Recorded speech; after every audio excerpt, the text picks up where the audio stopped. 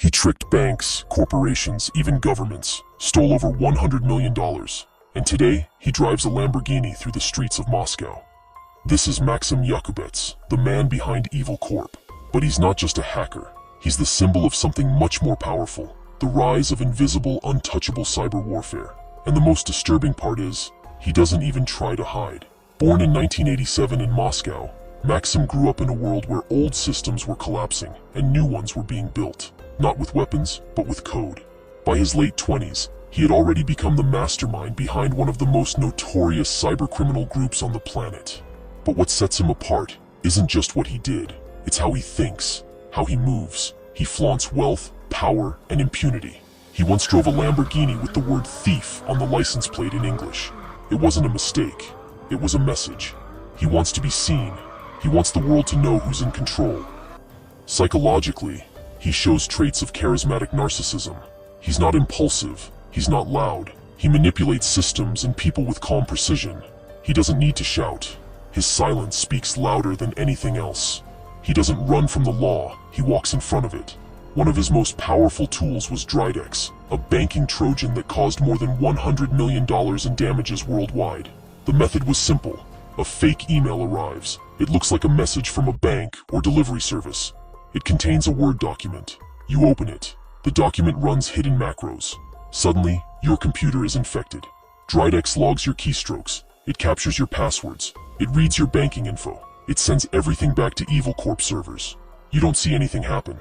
But within seconds, someone else controls your money. What made it deadly wasn't just the code, it was the psychology behind it. Maksim understood that the system doesn't need to be broken.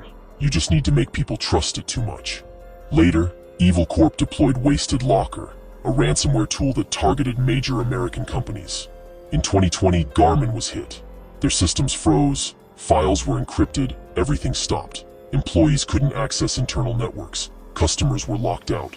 The company had to pay millions to get back online. These attacks weren't chaotic, they were surgical. Evil Corp would silently map out the network weeks in advance. They'd identify the weakest points, the pressure points. Then they'd strike all at once. Maximum damage, minimum noise. And even after this, Maksim Yakubets walks free. In 2019, the FBI issued formal charges. The US government offered $5 million for his capture. He was charged with fraud, identity theft, conspiracy, money laundering, and nothing happened. Why? Because according to US intelligence, Yakubets worked directly with the Russian FSB. He reportedly completed sensitive cyber operations for the Kremlin. If that's true, he's not just a hacker, he's a weapon. Evil Corp isn't just a criminal group, it may be a tool of state power. This explains the protection, this explains the silence, and this makes the story much bigger than cybercrime. It turns it into geopolitics, but underneath it all, there are lessons. Maksim Yakubets didn't become powerful by brute force. He became powerful by understanding systems. He knew how to design his own tools, how to study his targets, how to build trust just long enough to break it. He mastered the art of not being noticed until it was too late. He didn't just hack code, he hacked behavior. He hacked belief, he hacked routine, and those are the hardest systems to defend. Maybe that's what makes him so dangerous. Not just what he's done, but what he represents. A new kind of threat, a new kind of mind, and a new kind of war. He's not in hiding, he's out in the open, and the message is clear. He knows what's possible. Do we?